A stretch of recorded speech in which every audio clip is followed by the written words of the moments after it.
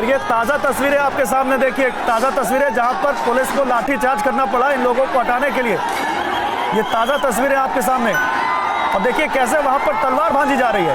ये तस्वीर देखिए कैसे वहां पर तलवार भांजी जा रही है, कैसे पत्थर फेंके जा रहे हैं। ये लाल किले की तस्वीरें हैं आपके सामने, और ये तस्वीरें बता रही हैं कि लाल किले में एक समय कैसे स्थिति बहुत ज़्यादा गंभीर हो गई थी, कैसे वहाँ पर हिंसा बहुत ज़्यादा होने लग गई, कैसे प्रदर्शनकारियों ने वहाँ तोड़फोड़ शुरू कर दी, वहाँ गाड़ियों को तोड़ा जाने लगा, सामान को तोड़ा जाने लग गया, पुलिस को खदेड़ दिया गया, तलवारें भांजी जाने लग गई। ये लाल किले के अंदर की तस्वीरें देखिए, कैसे पुलिस कर्मियों को अपनी जान बचाकर भागना पड़ा। क्या इस तरह का कोई आंदोलन आपने कभी देखा है? क्या इस तरह का कोई शांतिपूर्वक आंदोलन किया जा सकता है जिसको नाम दिया जाए शांतिपूर्वक आंदोलन का, और इस तरह की तस्वीरें सामने आए?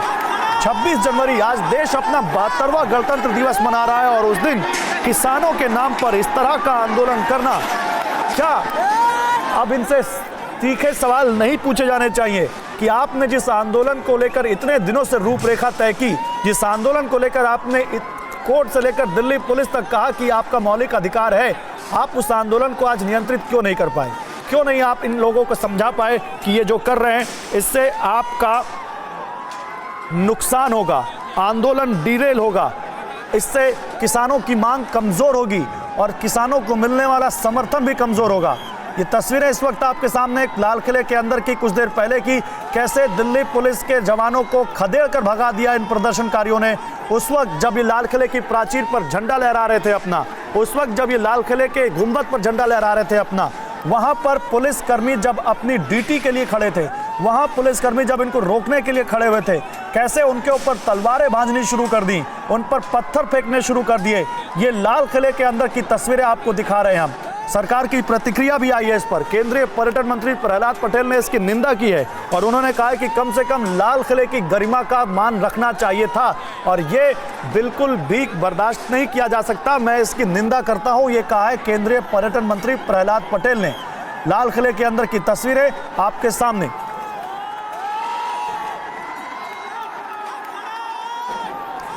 जितेंद्र शर्मा इस वक्त हमारे साथ है, हमारे संवाददाता। जितेंद्र, ये कुछ देर पहले की तस्वीरें तो बता रही है कि स्थिति बहुत बेकाबू हो गई थी लाल किले के अंदर।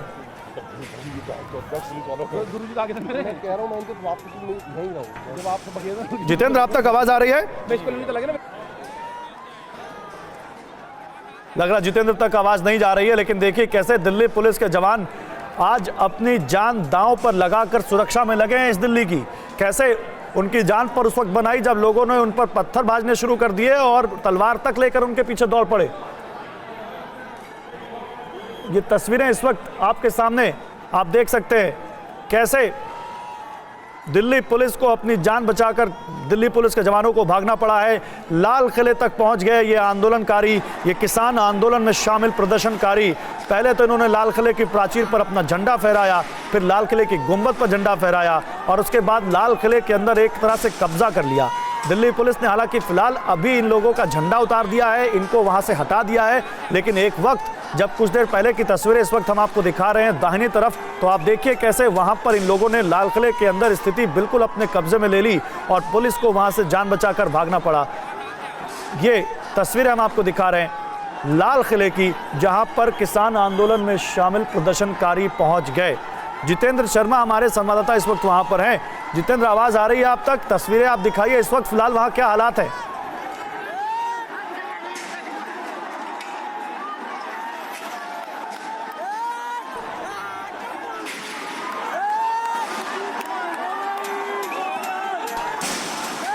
तो देखिए ये दो तस्वीरें इस वक्त हम आपको दिखा रहे हैं, और ये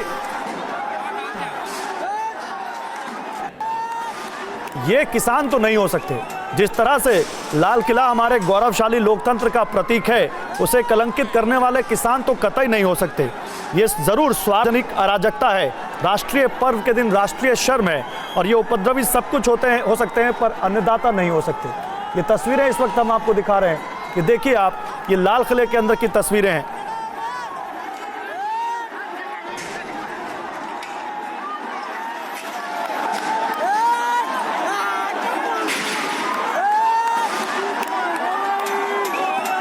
और हमारे साथ इस वक्त दो वरिष्ठ पत्रकार शीतल सिंह और प्रदीप सिंह जुड़ रहे हैं। आप दोनों का स्वागत है। शीतल जी, पहले आपसे इन तस्वीरों पर और आज की हिंसा पर आपकी प्रतिक्रिया, कैसे देखते हैं आप इसको? हेलो, आप मेरी आवाज़ सुन पा रहे हैं? जी जी। देखिए, आज के आंदोलन को हमें संवेद में देखना होगा। अभी इस समय जब हम आपसे बात कर रहे हैं, मैं एक टिकरी बॉर्डर वाले रूट को देख के आ रहा था, मैं भी वहाँ कवर करने गया था। अभी हरियाणा से आने वाले किसानों के जत्थे दिल्ली से करीब 50 किलोमीटर दूर बाहर तक है। अभी लोग आए जा रहे हैं, और इधर जो सिंघू बॉर्डर पे सुबह से आए हैं, उसमें भी एक बहुत बड़ी कतार करनाल के बाद आगे तक चली आ रही है। तो हम सबसे पहले तो ये देखें कि संभवतः जो वर्तमान शासन है वो इस गुस्से को समझ नहीं पाया कि किसानों में उन जगहों पर जहां उनको एमएसपी वगैरह मिलता है, वहां ये गुस्सा कितना परकोलेट कर गया है, कितने ज़्यादा डीप जा चुका है, कितनी ज़्यादा आबादी इससे अपने को प्रभावित महसूस कर रही है और इसके पक्ष में खड़ी हो गई।